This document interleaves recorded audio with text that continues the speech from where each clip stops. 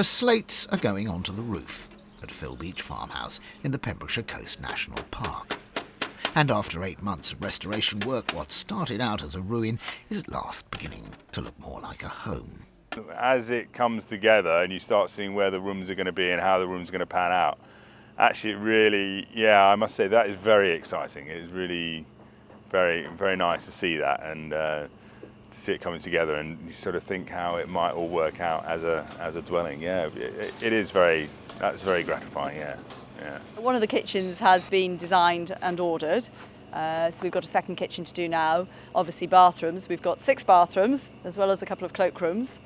It would be lovely to do it with no budget, but yes, the fun is starting. Inside the farmhouse, the lime plastering is well underway. It's a laborious process. Ordinary plaster, you just lay on and just leave it to harden. But with the lime, you've got after you lay it on, you've got to keep it damp, cover it with hessian for a week or 2, check it every day for shrinkage, cracks, as well as damping it. And then after a week or so, you just, every other day, you check it and then decrease the damping of the walls to make sure that it doesn't go off too quickly. Lime plaster is around 3 times more expensive than cement plaster. So why use it? Lime mortar is a more expensive technique than using modern plasters, but the beauty of lime mortar, not only does it look better than cement-based mortar, but it's better for the building.